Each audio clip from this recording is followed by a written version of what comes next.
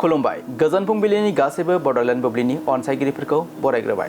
दिनै 21 जुलाइ मंगलबारनि फानजामुथिखौ फरायसिन लादों आं रबिन बसुमतारिया। फानजामुथिनि गिबियाव दं मेष राशि। खामानिनि थाखाय सोरजोंबा जगाजग खालामनांनो हागौ। खामानिनि बिथिङाव मोजां सान। बृष राशि। अनथोब महरै सोरनिफ्रायबा मुवा मोननो हागौ।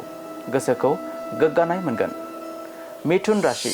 मावनो लानाय खामानिया फैमाल जानो हागौ। गोसोआव गाज्रि मोननाय सोमजिगोन। कर्कट राशि।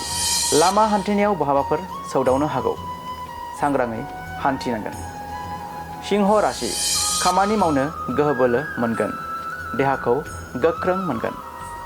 कन्या राशि। राङारि बिथिङाव गाज्रि थासारि जागोन। सानै हयै रां बाहायनांगोन। तुला राशि। आसा खालामनाय खामानिया जाफुंनो हागौ। गोसोआव सुखु फैगोन। वृश्चिक राशि। देहायाव सानाय सुनाय सोमजिनो हागौ। देहाखौ जोथोनै लानांगोन। धनु राशि। जिउआरि राहायाव बायदि मोजां खाबु मोननो हागौ। मोजां सान। मकर राशि। नखरारि जिउआव जौगानाय फैगोन। मोजां सम बारहोनो हागोन। कुम्भ राशि। नंखाय बाथ्राखौ लाना गुबुना बांसावनो हागौ। सुथुरनिफ्राय जानगाराव था। आरो मीन राशि। देहायारि जेंना सोमजिनो हागौ। देहाखौ लोरबां मोनगोन। दिनै सानसेनि राशि फरायथिनायाबो एसेनोसै।